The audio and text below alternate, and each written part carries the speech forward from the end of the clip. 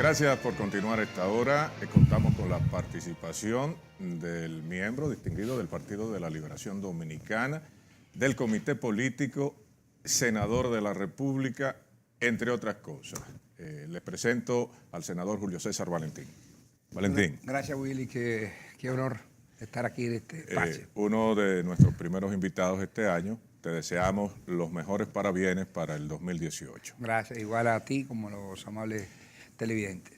Espero que sostengamos una conversación. Tú. Muy bien, muy bien. Bien, Julio César, ¿cómo tú puedes resumir en términos personales el año que pasó para ti? Bueno, el año pasado fue un año de algunas satisfacciones. ¿Cómo cuál? Por ejemplo, publico este libro que quería publicar en el año 2012 para el golpe de Estado, la fecha del golpe de Estado, que es un análisis donde yo presento mis consideraciones respecto de lo que fueron los elementos más liberales y progresistas, más comprometidos con los seres humanos más humildes, de la Constitución del 1963 y su factor desencadenante del fatídico golpe de Estado de aquel año, que estaba contigo con toda esa fragmentación que culminó con la revuelta de abril del 65, además de otros ensayos que pude culminar para publicar, pero naturalmente también fue un año de logros de mis hijos. ¿Cuántos hijos tú tienes? Yo tengo 3 hijos, uno de 12, uno de 20, 21 y otra de 23. Y tú eres joven, tú empezaste temprano. Sí, en aquella época se comenzaba temprano. Quienes estábamos en la militancia política rebelde, creíamos que la vida nos iba a ser más breve, es decir, y comenzábamos los hijos temprano. Ustedes eran como los hippies del 66, 67 o los estudiantes europeos del 68. Así es. Entonces, pero también hubo sorpresas, temas que realmente particularmente me afectaron y que no temo hablar, aunque no es lo más agradable, como es el señalamiento en un caso de un tema que yo siempre he aborrecido, que he enfrentado, que todos, quien revisa mi libreto en el ejercicio legislativo, mi primer acto fue un acto para controlar o eliminar que se asignaran fondos públicos a organizaciones no lucrativas, porque yo sabía que había un gran número de legisladores y políticos que cogían parte del presupuesto, forzaban acuerdos para asignar fondos y seguir con esas redes de lealtades clientelares a partir de fondos que recibían, y el que asigna fondos no puede asignar ese fondo para tales propósitos.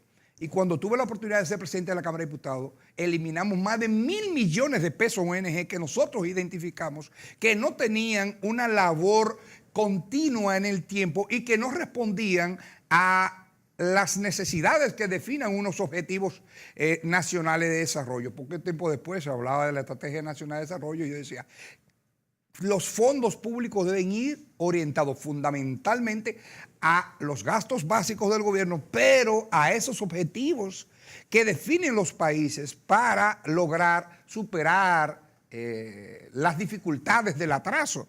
Y entonces, como si te revisa la Ley de Administración Pública del 2008, durante el gobierno del presidente Fernández, fue una iniciativa nuestra, trabajado naturalmente con los técnicos de gobierno y técnicos internacionales. La Ley de extinción de dominios. Sería bueno que hablaras en términos, en primera persona, pues, en ese caso. Sí.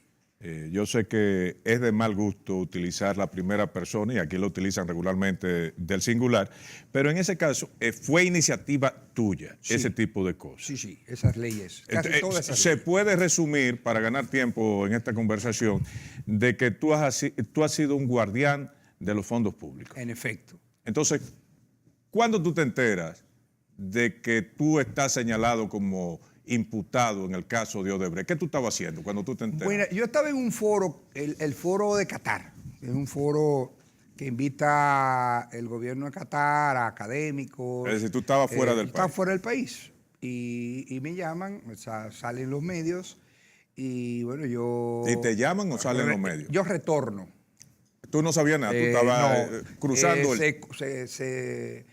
se colocó una lista, creo que fue un programa matutino, de supuestas personas que fueron mencionadas por un personero, un delincuente internacional, que representaba aquí a Odebrecht, que era Marco Cruz Vasconcelos, y digo que es un delincuente internacional, primero porque está condenado y segundo porque él confesó que era parte de una trama de soborno. Y el que soborna es un delincuente. Bueno, ¿te enteraste con el señor Vasconcelos? No, me enteré por la televisión. Aunque yo esté fuera, veo internet. Pero siempre pensé, no, eso es especulativo, porque primero, ese señor no lo conozco. Segundo, nunca fui a visitarles, nunca fui a una actividad. Yo no voy a nada que hace, por ejemplo, que el sector empresarial inauguró tal cosa. Tiene que ser una persona muy amiga mía y en mi provincia. No iba a grandes inauguraciones de obras, excepto en la Circunvalación Norte. A ese señor, a ese delincuente, yo lo vi en la Circunvalación Norte de Santiago. ¿Por qué? Porque en el año 2010 yo suscribí como candidato senador junto a los demás aspirantes, incluyendo mi principal contrincante, que era Orlando Jorge en ese momento, un líder a quien respeto. Le diste una pela a Orlando Y tanto Jorge. él como yo suscribimos el pacto de demandar varias obras, dentro de ellas el Parque Central y la Circunvalación Norte. Y, naturalmente, me dieron una palabra. Ok. Nunca había visto a ese señor. Ok, pero producto de los interrogatorios que le hicieron a ese señor en Brasil, las autoridades del Ministerio Público Dominicano te señalan ahí. Tu reacción cuando tú llegaste al país, lo que yo quiero saber, te enteraste cuando llegaste, me dijiste. En efecto. ¿Habías oído el rumor en el camino Sí, sí, de regreso? claro. Y entonces cuando te enteraste, ¿qué tú hiciste? Bueno, yo llegué, descansé, me levanté yo había sido interrogado, pero fueron interrogados todos los que fueron presidentes de Cámara, ¿verdad? Y yo entendí que era un ritual. Se me formularon preguntas, dentro de las cuales estaba que si voté, por ejemplo, por la autovía del Coral. Y yo era presidente de la Cámara. Y si el gobierno suscribía algo y yo entendía que era procedente, yo lo defendía. Y creo que son obras que han impactado en la modernización y el desarrollo de este país. Sin embargo, no tenía ningún contacto con esas personas. Yo siempre o contacto con el presidente de la República o contacto... Pero lo que me extraña es que a mí no me imputaron por los 4 años de presidente de la Cámara. Cuando yo hablé con algunos de mis amigos y líderes de mi organización, fundamentalmente con el presidente del partido, le digo, lo extraño es que los 4 años a mí no me imputan. Después. No, a mí me imputan porque supuestamente yo ayudé a agilizar el conocimiento de Punta Catalina. Y resulta que yo no voté por Punta Catalina. ¿Tú votaste en contra de Punta Catalina? No que no voté en contra ni a favor, era que no estaba presente. Ya. Es decir, no era un ¿Y por actor qué tú protagónico. ¿Por qué tú no estabas presente? Porque yo organizo mensualmente lo que se llama la mesa de consulta ciudadana. Yo estoy consciente que un legislador no solo está para hacer las leyes y para votar las iniciativas que hay que pasar, sean leyes o resoluciones, como es el caso de los empréstitos, sino que también es un representante. Y como representante yo organizo una mesa de consulta ciudadana mensualmente y ese correspondió un miércoles donde estaba esa ley, estaba esa discusión. Y si tú hiciste eso adrede, arreglaste tu Adrede mundo, no. pero espérate, arreglaste el mundo con los senadores, tú eres un líder dentro del Senado, aunque no seas el presidente, ahora no. pero la fiscalía puede pensar eso, bueno, él arregló todo y no viene adrede. No, hubo 3 momentos. Hubo el momento del contrato. Tú sabes que cuando se hace un contrato, una gran obra de ese tipo, se suele darse algún tipo de exenciones a las compañías que hacen la obra. Ese tipo de contrato, entonces, como solo el Congreso tiene potestad, conforme a la Constitución, de autorizar ese contrato, yo voté por ese contrato. Es decir, Tú votaste por Punta Catalina. yo voté por el contrato donde se le dan las exenciones. Ahora, el financiamiento, que es donde supuestamente siempre se dan, aunque yo digo que no es verdad, donde se dan las alteraciones, y no hay que ser un técnico, es en las ejecuciones, porque no es verdad que un congresista que tiene que decir sí o no tiene la capacidad de alterar los precios de una obra. Pero tú no has mencionado un personaje importante en todo esto, que es Ángel Rondón. ¿Tú conocías a Rondón? No, lo conocí en el 2009. Es decir, lo vi, si tú me dices a mí... Pero Punta Catalina fue en el 2014. En efecto. 13, 14. Pero a mí me da la impresión que ahí no hubo ningún tipo de intervención de recursos. De Rondón. ni de nadie en Punta Catalina. Y esa página 14, la famosa página 14 que vino de Brasil, en el expediente. En la página 14 que dice que hubo irregularidades en la adjudicación. En la adjudicación. Sí. Pero la adjudicación no es el Congreso. Usted recuerde que no es el Congreso que adjudica. Sí. Quien adjudica es en otro ámbito del Estado. ¿En qué ámbito? En el Ejecutivo. Es decir, ¿se le pega el favo a quién? ¿A Bichara o a Danilo? Yo no sé. Lo que le quiero decir es que si hubo fallos en la adjudicación, entonces hay que investigar personas en la adjudicación. Si hubo fallos en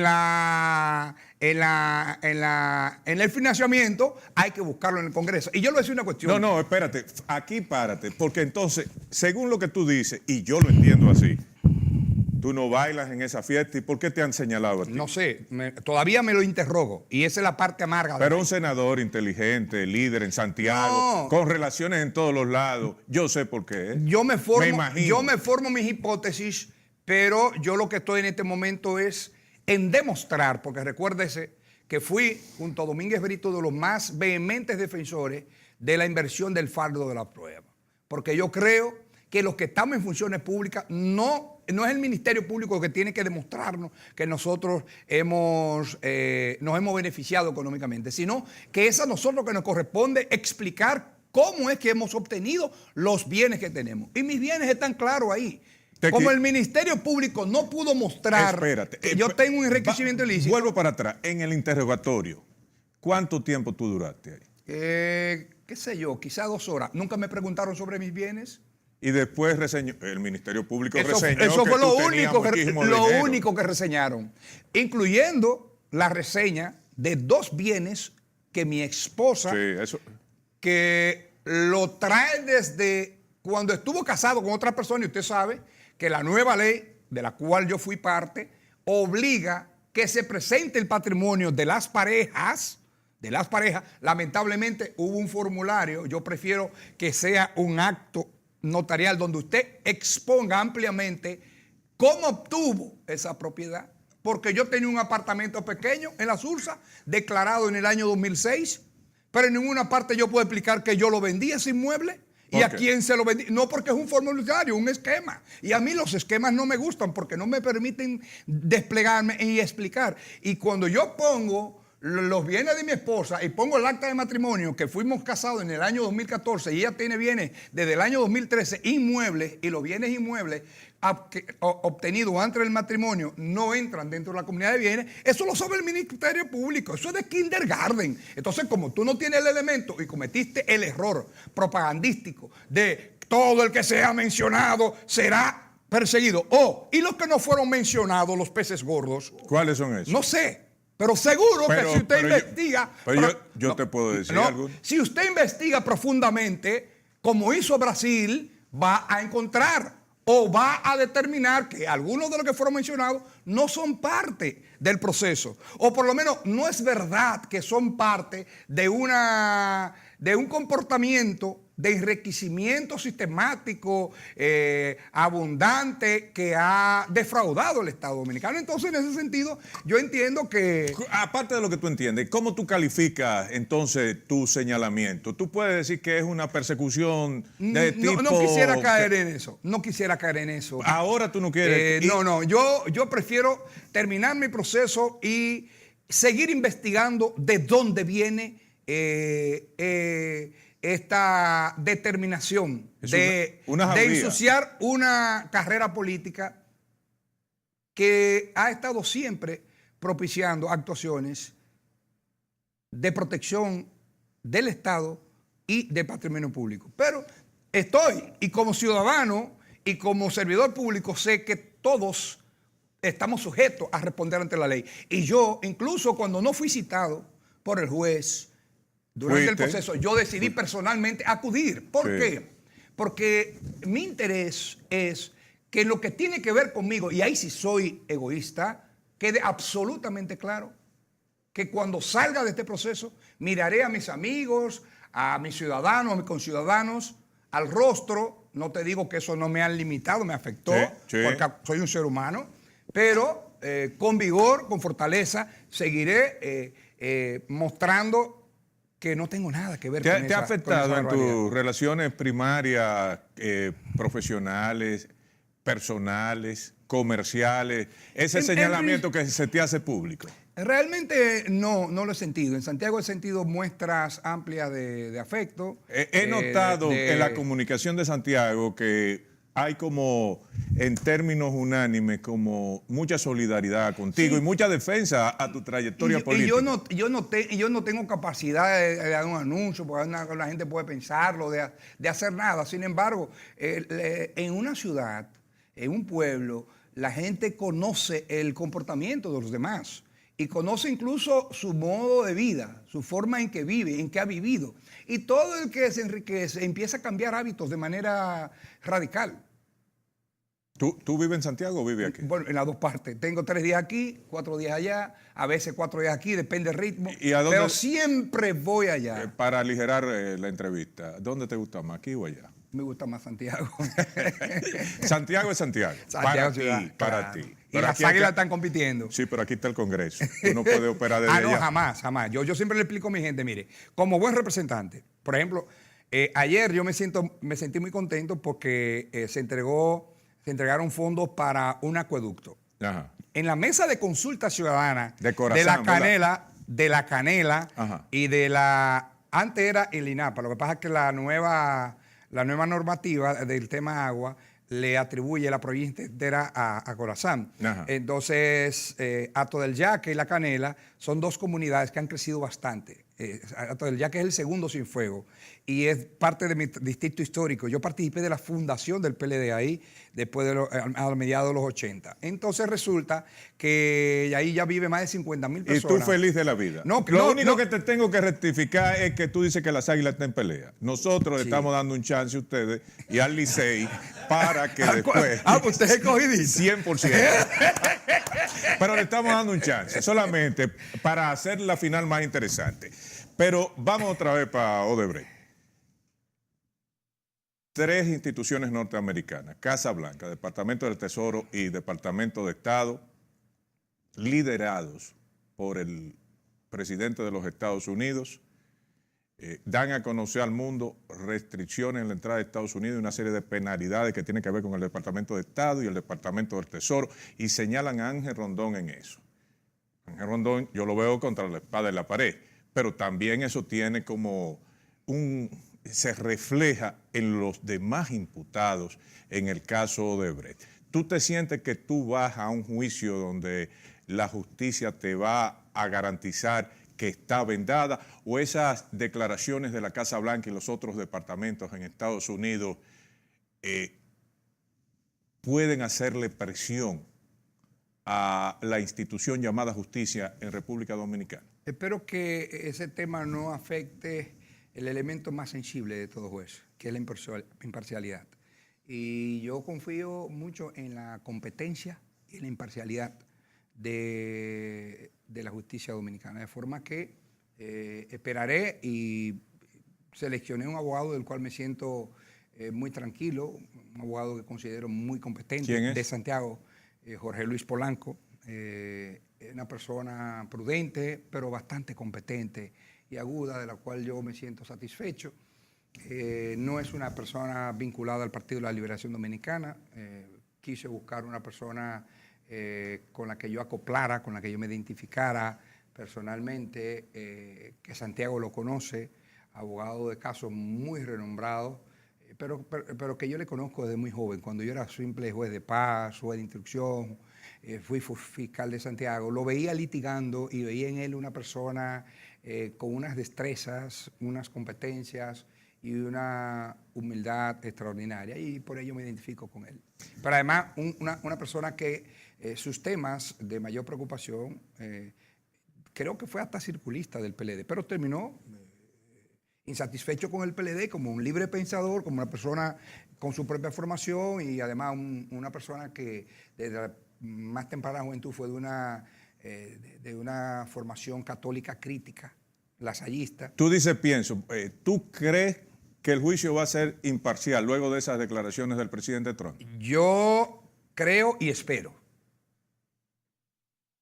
Porque No de lo contrario, seguiríamos cavando la tumba de la institucionalidad de este país. Tú sabes que tú te estás jugando no solamente la cárcel, sino tu futuro político Sí, claro, todo esto, ¿verdad? estoy consciente, pero yo prefiero, más que proteger mi carrera política, tener la satisfacción de que se muestre que yo no soy parte del bandidaje político dominicano. Que mis hijos, mis 3 hijos y mi nieto y las personas que han depositado confianza en mí, que me han electo en 5 ocasiones en Santiago, digan, ese es el mismo Valentín que conocíamos cuando era juez de paz, cuando era juez de instrucción, cuando era militante revolucionario, cuando era dirigente social o popular, cuando era artista, cuando hacía teatro, cuando era culturólogo, organizador social y popular, abogado de los sindicatos, de los trabajadores, de los campesinos, de los tabaqueros de Villa González, en fin. Yo prefiero que vean en mí a esa persona y no a alguien con una carrera política que en el fondo esté permanentemente cuestionado, no solo por la ciudadanía, sino por su propia conciencia. Y yo he defendido posiciones que no son cómodas en el ejercicio de lo político. ¿Cuáles? Dígame usted, defender la interrupción del embarazo no es nada cómodo, porque yo soy padre y soy abuelo. Abuelo prematuro, como me dice mi mamá, pero abuelo. Entonces, si tengo hijos y tengo nietos, y mi hija tuvo niños, fue embarazada siendo una jovenzuela, yo le digo a usted que yo creo mucho en la vida, pero si esa hija mía hubiera sido producto de una violación, yo me la llevo fuera del país. Y yo sé que eso tiene costos políticos. Y cuando algunos líderes de la Iglesia Católica, amigos míos que jugamos dominó, tomamos un vino, tomamos un café, me han llamado, yo le digo, mire, yo podría estar de acuerdo con usted por temor o por querer conseguir dividendos electorales, pero voy a tener un problema serio, que con mi concepción, que puede ser equivocada, pero es mi concepción, y yo no puedo pelearme con mi concepción, con lo que yo considero que es correcto y hasta justo. Entonces, asimismo, quiero que en este caso, más que en mi carrera política, porque yo creo que yo soy un adulto, yo digo que la carrera política es la diplomacia, yo digo que la política es el poder, pero el poder puede ser la municipalidad, puede ser el Congreso, y ya yo he estado en todo, yo he estado en los 3 poderes del Estado, o sea, la democracia dominicana a mí me ha dado oportunidades extraordinarias, y nunca le he dicho a nadie que tengo ambiciones presidenciales. Pero no has llegado a lo principal que aspira un político, que es a la presidencia de la República. Se supone que... Pero ni siquiera lo he meditado. ¿Cuántos años tú tienes? Ya 51. 51. Todavía te quedan 14 años para estar en la edad perfecta para ser presidente de la República, que serían 64, 65 años. ¿Tú crees que esas acusaciones del Ministerio Público, vuelvo y te repito, son de carácter político? No quisiera calificarla. La verdad, Willy, no quisiera porque... es que me llenan de mucha confusión. ¿Por qué, por ejemplo, el Ministerio Público o alguien del poder quiere la cabeza de una persona que ni siquiera ha dicho que tiene aspiraciones presidenciales y que sus más cercanos colaboradores no tienen eso dentro de sus temas de conversación? Fuera de récord, yo te contaba sobre Karl Theodor zu Guttenberg, que era ministro de Defensa alemán. Sí, jovencito. Era talentoso. el hombre con mayor popularidad dentro de los ministros alemanes. Y por suerte del destino, como abracadabra, le apareció una falsificación de tesis. Y le destruyeron la carrera. Ahora es agregado en Bruselas, no sé de qué cosa. Un ministro de Defensa que tenía todas las características. En Europa eso es demoledor. Porque a Jorge Glass le pasó con una tesis, siendo candidato a la vicepresidencia y fue electo, quizás por la popularidad del presidente Correa. Sí. Él se graduó siendo ya ministro y su tesis lo acusaron de que fue una tesis de la Universidad Autónoma de Santo Esos Domingo. casos abundan. Y pasó, pero mira, pasó la prueba, pero en Europa eso no pasa, pero mira, ni en los Estados Unidos. El caso de Christian Wulff, que fue presidente alemán hasta el 2012, por ahí, un hombre joven, con actitud, que era ministro presidente de Niedersachsen y que tenía todas las probabilidades, sumamente popular. Se le acusa de corrupción, tiene que renunciar y 2 años más tarde un tribunal lo descarga. Diablos. Y entonces... Pero aún así No, Su carrera está liquidada. se liquidaron la carrera. Sí, claro. ¿Tú no temes a ese tipo de ser un líder congresional, un líder en tu provincia, este proceso te arrastre hacia tu destrucción política? No te puedo negar que lo temo, porque es natural. Ahora, yo me voy a defender. Y si afecta mi carrera política, que no afecte mi quietud en el resto de la vida. ¿Tú me puedes dar un avance de cómo tú te vas a defender? No, porque realmente yo confío mucho en tu abogado. En mi abogado y he decidido no revelar parte en lo que de la estrategia. De la estrategia que él está siguiendo. Estrategia que a veces no me siento totalmente cómodo, pero si yo confié en él, mi defensa, tengo que ser lo suficientemente racional y entender que yo no soy el abogado litigante que fui en un momento temprano de mi vida, pero que la carrera política del 98 hasta hoy me ha sacado. Y no a la verdad, cualquier muchacho con una maestría, con habilidades para debatir y escribir, te puede dar una paliza en un tribunal. Sí. Entonces yo digo, bueno, el que ha estado ejerciendo desde el caso del Banco Central y una serie de cuestiones, casos engorrosos, ha sido Jorge Luis Polanco. Entonces yo tengo que confiar en la estrategia legal que él ha definido. Y él te ha dicho, no hables sobre el particular, no reveles nada, no me pongas al desnudo. Claro. Me ha dicho a veces que no pelee, pero yo creo que mi naturaleza es tener los guantes cerca. y medio me le zafo. Pero tú solamente dime esto, hubo uno que otro de los imputados que al momento de ser encarcelado, uno dijo la peleé peleando, el otro dijo si me hundo, muchísimos se van conmigo. Sí. ¿Cuál es tu filosofía en ese caso? Es que no estoy en capacidad de afectar a nadie porque no soy parte de un entramado, no conozco absolutamente nada, más que lo que se ha publicado. Pero ahorita ahorita dijiste que tú no eras parte de eso, que tú habías luchado contra algo, pero si tú has luchado contra algo, debes identificar de dónde proviene. Estoy trabajando en eso, estamos trabajando en eso. ¿Sí? Estamos trabajando en eso, en identificar a los responsables de esta trama. ¿Tú fuiste a visitar a los presos? No creo que era recomendable. Porque, ¿Te mantuviste? Claro, porque yo era parte del proceso. Y lo que iba era exponerme a qué. Que se van a estar componiendo, cuántas cosas. Hay muchos elementos especulativos, aunque yo siento, tal como señalaste, Willy, que los medios y los hacedores de opinión, no solo de Santiago, sino en sentido general hasta de la capital. Personas incluso con las que no hemos coincidido en algunos temas, pero que yo he respetado porque yo creo en eso. Tú y yo no coincidimos en un tema, pero yo tengo que respetar tu tradición, tu formación, tus concepciones y, en tu profesionalidad. Que no coincidamos en un tema, en el tema, no significa que en 20 temas más no tengamos coincidencia. Entonces yo entendí una vez, incluso lo aprendí de Fafa Tavera, que llegó a decir que en la izquierda había un problema y era que no se manejaba como en Europa el tema de la tolerancia. Es decir, te pelea en esta esquina, pero allá en aquella esquina puede hacer una coalición en favor de determinados sectores. Y aquí se dio una coalición, la del 65, donde actores totalmente discrepantes fueron capaces de decir, bueno, nada peor que el golpe de Estado, y concurrieron en la revolución. Luego se separaron, pero nos muestra que hay posibilidades. Lo que hicieron la independencia también. Espera, fue un abanico volvamos al caso. Perdona. ¿Qué concesión tú tienes acerca? Tú dices que has luchado contra la corrupción, que has sido un guardián de los bienes públicos durante décadas.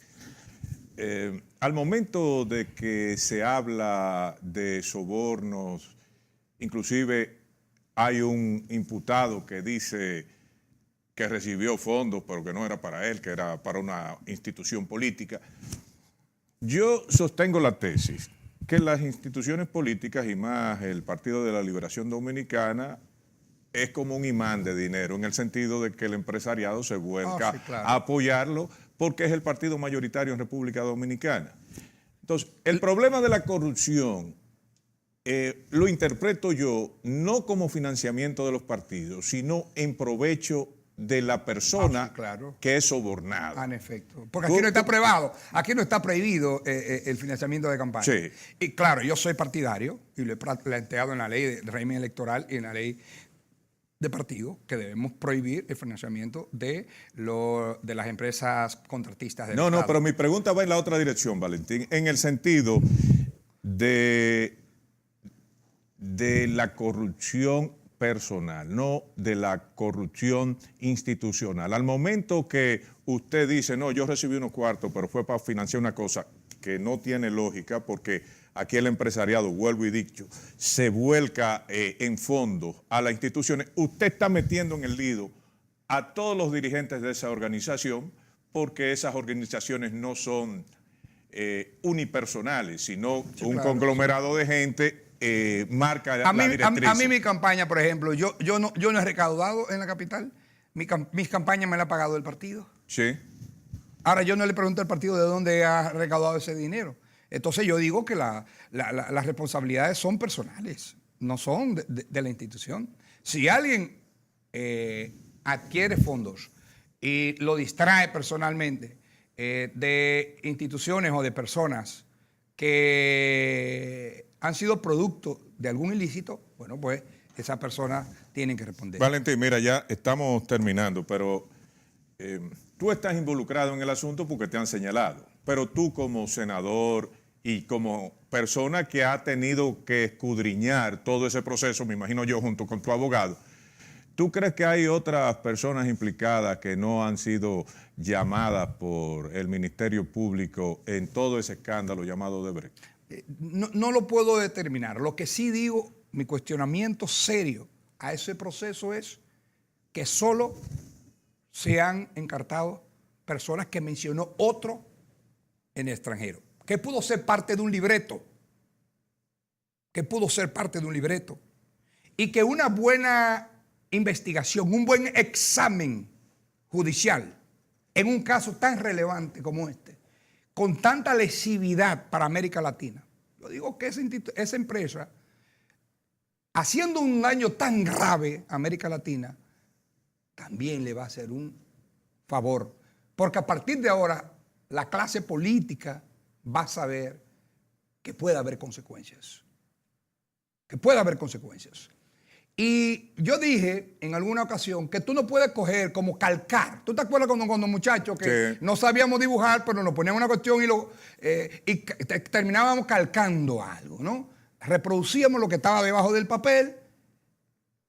Tú traes lo que fue el examen que hizo Brasil y ese es el examen que yo traigo para la República Dominicana, que tenemos un sistema procesal penal diferente, una tradición judicial diferente, un sistema político diferente.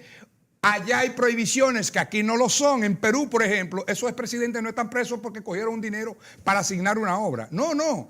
Es porque en esos países, en el caso de Ollanta Humala, recibir dinero de una empresa contratista es un crimen como matar 5. Aquí no lo es, porque la ley electoral no lo ha dicho. Debiera decirlo, para que los procesos comerciales sean más equilibrados, más competitivos, más transparentes y la participación sea realmente más competitiva, como es un elemento fundamental de las democracias. Entonces, mi gran cuestionamiento es que tú digas, todo el que venga mencionado, óyeme, pero para un pelotero que venga mencionado, tú lo vas a investigar. Y entonces, si tú estimas como Ministerio Público que hay otras personas que pueden ser parte, si es cierto que se verificó el acto de soborno de corrupción, pues vamos a investigar a esas personas.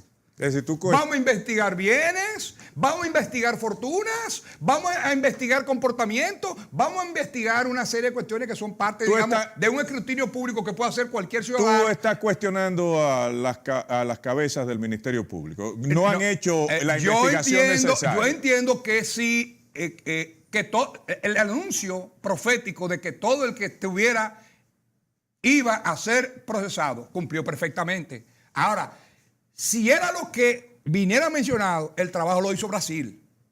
República Dominicana No hizo nada. Pero él dijo que habían 100 personas ahí involucradas con todo lo que estaban Es señalados. parte de eso que yo he dicho. Muchos anuncios, muchos pronunciamientos que al final nada les reportan a un buen proceso. Pero si usted entiende que hay 100 investigados y usted de verdad quiere atraparlo, usted no lo anuncia. Si usted quiere decirle a una persona, mire, lo que usted tiene en su casa, guárdelo o escóndalo, ocúltelo, que yo le voy a hacer un allanamiento. Usted no puede decir, le voy a hacer un allanamiento al narcotraficante Se acabó tal. el tiempo, señor magistrado. Bueno, gracias por esta gran entrevista. Gracias a ti y a los amigos televidentes. Usted puede conseguir esta entrevista desde esta tarde en Canal Nacional de Informaciones CNI por YouTube. Recuerde que esta tarde también estamos en estudio 88.5 frecuencia modulada de su dial, en el interactivo CNI planteando las cosas como son y que regresamos mañana aquí. Bye bye.